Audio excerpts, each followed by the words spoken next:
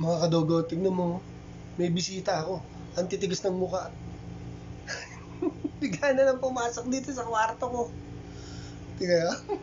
Paano ko paalisin to? Psst. Hoy, okay lang kayong dalawa dyan? Ayos kayo, no? Ikaw, dinadaan. Kunyari may sakit para siyempre, hindi ko papaalisin. Etong isa naman, talaga naman paawa. Ayun, no, kamot ang kamot sa pao. Babae. Problema ko, paano ko ngayon paalisin to? Sakit sa ulo, nakakalbo ko sa mga to. Bahala sila. Tutulugan ko kayo mamaya.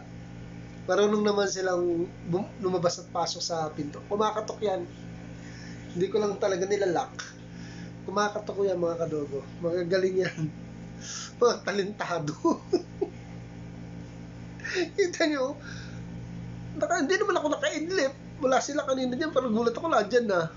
Ang galing ng mga aso ng ginawang to. Mga ninja ba kayo? Alam ko na, para umalis to. Kakain na yan eh. Pagkakain, nakarinig ng kalampag ng mga kainan nila sa baba, tulimod si babaan yan eh. Yun na lang ako eh, para makababa to. I-stylean ko, mga kadogo. Oo. Ayun o.